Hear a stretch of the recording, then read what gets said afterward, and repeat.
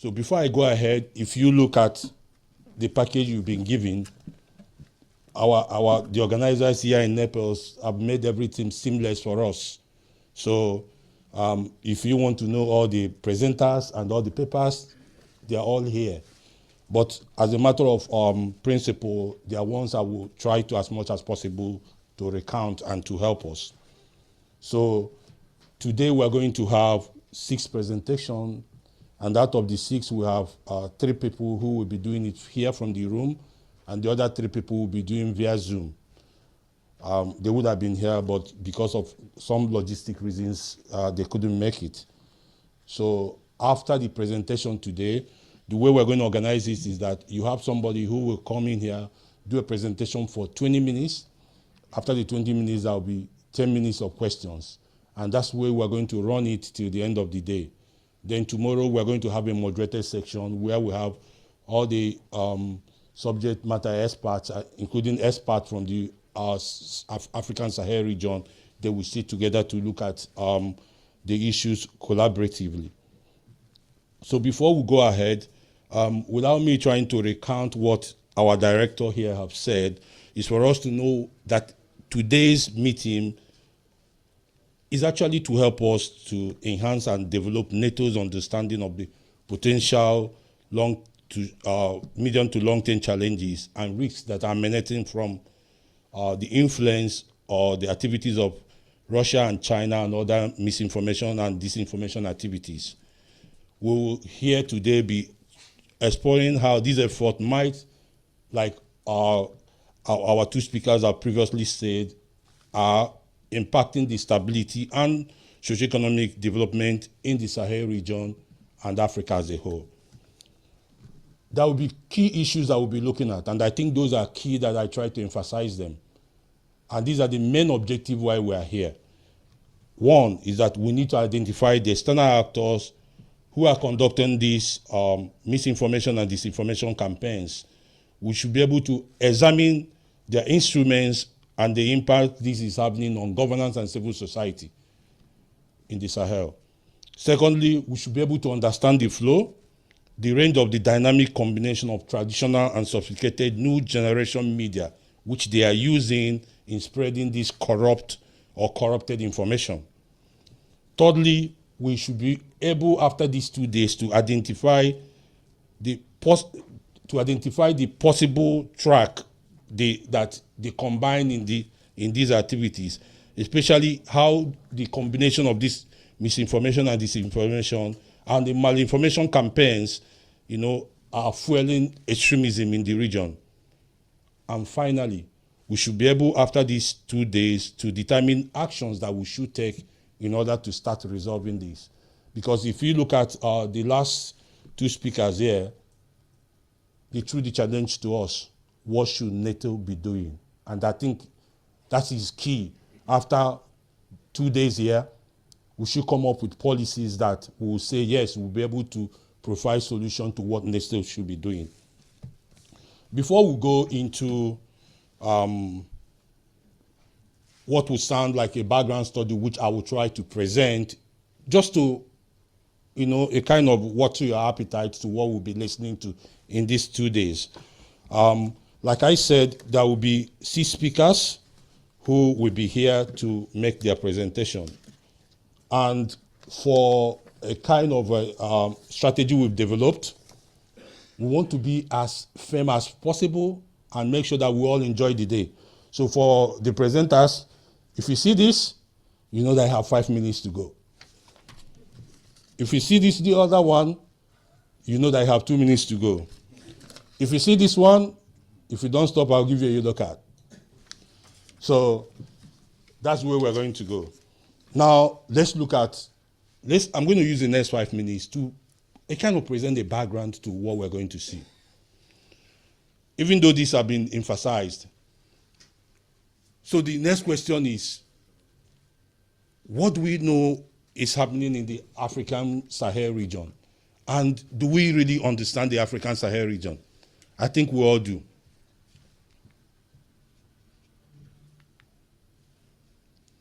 Most times when people hear about the Sahel, they get confused. Is Sahel just about Burkina Faso, Mali, Niger, and the ones that seems that like the core. No, I think they are more than that. So most times when you look at the Sahel, one thing that should always come to your mind is that Sahel has a geopolitical and economic interest. And most times, that's the missing link. Geopolitical and economic interest.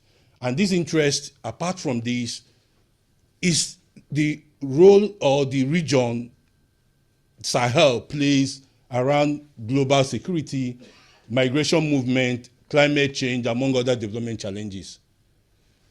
These are the main key things. Now, because the Sahel is facing most of these things I've emphasized, is beginning to be a region that has political instability. Economic growth is threatened. The resilience of the people are threatened. It's struggling with good governance. It's struggling with sustainable development.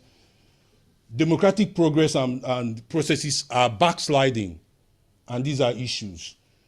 So when you look at all these things, then the question you could be asking is, so why has this become an object of disinformation, misinformation, and malinformation? And I think if you start making the connect between the note by which our director gave and then the other speaker, you find out that I'm sure a lot of us are beginning to do the dot connection here. Now, again, for you to understand the Sahel, you cannot take away the Sahara. So we find out that because of the way the region is, the Sahara, which is supposed to be the buffer between the Sahel and Europe, is already a threatened region. So every other thing goes to the Sahel. Now, the common thing you find out that in the Sahel and the Sahara is that apart from what they have in common, is that you have the impact of climate change, you have a colonial history, you have activities of Islamic jihadists, linked terrorism, and state fragility. These are core issues. And when you have that, you have that the entire region is threatened. And then who are these countries that in the Sahel? You have Niger, you have Mali, you have Burkina Faso, you have Mauritania, you have part of Libya, part of Algeria. These are regarded as a core part of the Sahel. Now, again, people have been able to say, can we find a way to distinguish the Sahel so that experts and people who do not understand it can understand it more? So you have the upper side of the Sahel and you have the lower side of the Sahel. So there have been so many means that the Sahel have been described. Some people will tell you, oh, these guys are not the main Sahel.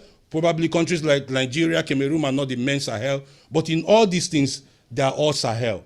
Now, but in all these things, the linking factor here is the complicity in the Sahel, which is making the place a place for global interest, a place for regional interest, a place for national interest, because of the contestation in this place. And this contestation has led to the ongoing insurgency that we find in the Sahel. So the next question is, having said all this, what are these complicities? Why are they beginning to affect what we see today? The major challenge in the Sahel today is that with all these things happening, it has led to a lot of interest. And not us forgetting that before the current misinformation and disinformation that we find in the Sahel, there have been a long-term relationship between countries of the Sahel and some Western countries who were who were former colonial countries that were there, countries like the United Kingdom, countries like France. They've already been there and they have a long-time relationship with this country.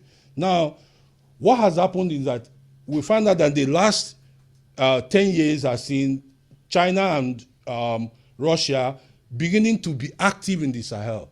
And what have they done? They have an interest. And what is that interest? Economic interest. And this economic interest is tied to the natural resources in the Sahel.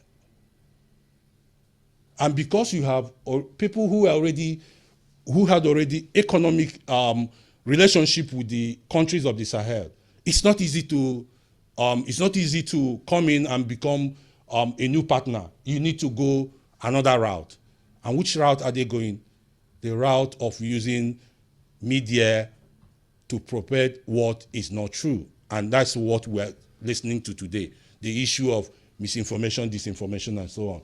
So, and if you look at what they are doing, China and Russia are doing, is that they are capitalizing on the earlier issues we've highlighted, the terrorism, the issues of governance, and so on, the issues of lack of economic resilience to propel this. And what we found out is that all they are doing is to use their military and political influence, which they are promoting using their news media to project their economic interests. So if you look around here, you could see what we could see as the Sahel, the landscape of the Sahel, and the way China and Russia are currently dominating it. And in dominating this thing, one factor that we'll continue to see is that the proliferation of non-state groups, which are rising by the day. And to do this is aided by failing democracy and governance that are exacerbating armed conflict, terrorism, organized crime across the Sahel. So how do we understand their approach?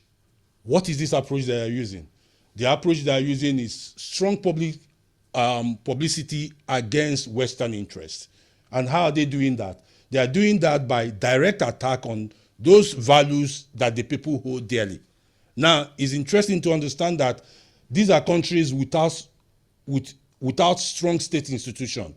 So the attacks are not on the state institutions. The attack are on those things that the people buy hook, line, and sinker. And they do this through the media, the social media, and other forms of media. So it's interesting for us to understand that when they go on with narratives like, oh, these are colonial masters, they're interested in neocolonialism, that we are your savior and all that, and these things goes directly to the people, and it affects the way the people see their activities. So having seen all this, it is interesting to start understanding that, for instance, that when Russia talks about, when you see misinformation from Russia on countries, the Western countries, is about how so many years of colonialism and how it has affected development in those areas. Whether it's true or not true, these are the narratives they continue to sell. So let me go ahead and look at what I called ending the international order, because for them, that is the most important thing. And they do this through this weaponization of interest in this region.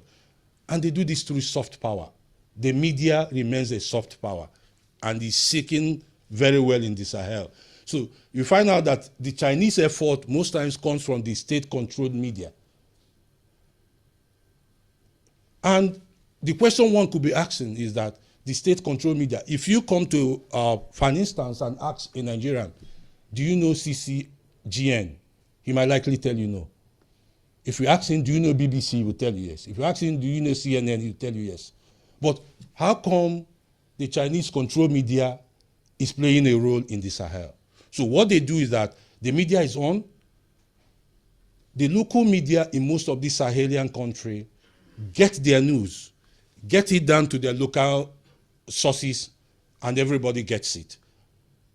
But it doesn't go directly from them to the people. It goes through the other forms of media who may not be as discreet to how we are interpreting this today. Another means they go is through social media. So that's the way and their direct attack is on the people, not on the state institutions. So when you look at this, you could find out that as they continue to support backsliding of democracy and issues of military rule in the Sahelian state, is a way they've come up with undeclared war against Western ideology, because that is, for them, is the most important thing. And for them, this strategy is only to make sure that they continue to work with the political and military leaders in those regions, which serves their interest.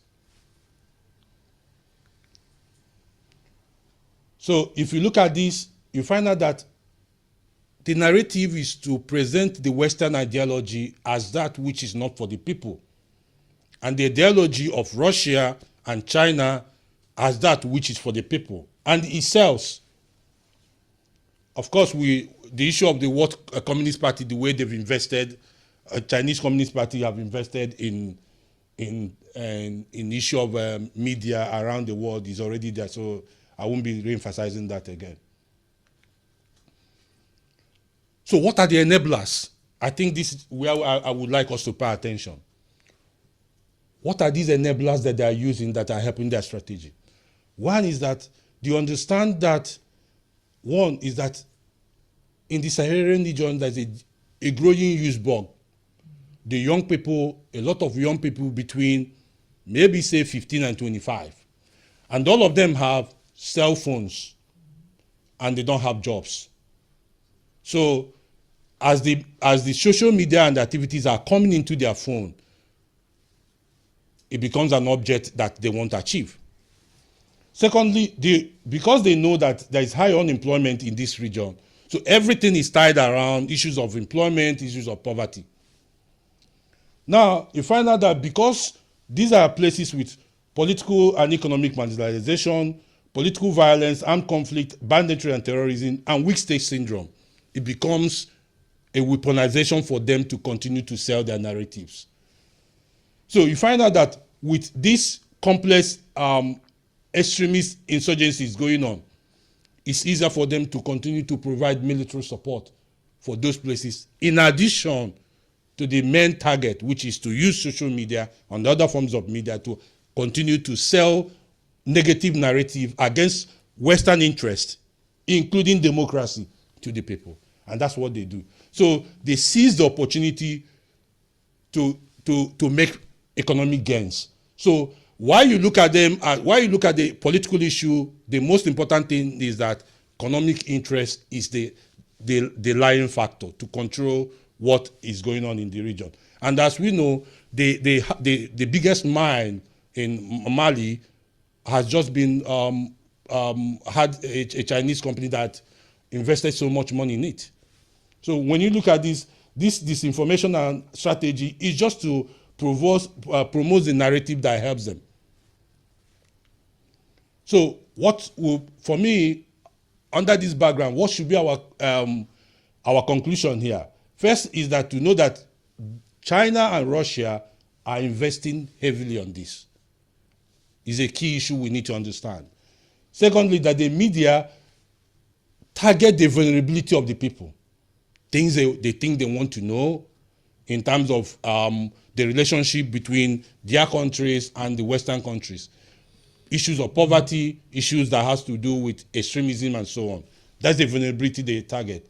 And then that they rely on this local politics in the area to continue to fuel this disinformation. Then it's important again for us to understand that the counter strategy must begin to focus on rebuilding relationship with states in the Sahel to tackle the agenda. For me, that is my own takeaway. How do we start rebuilding this relationship? Do we just back away and say we allow them to go on? And then we need to start restraining political ties to reduce proposition to disinformation narratives as deployed by China as their method of operation. So this background has opened today's discussion, which all the experts will be coming to discuss. So this is just a background study. Other experts are here. They will come with their own view, and then we'll be able at the end of the day to look at everything and then start making our own suggestions and analysis. Thank you.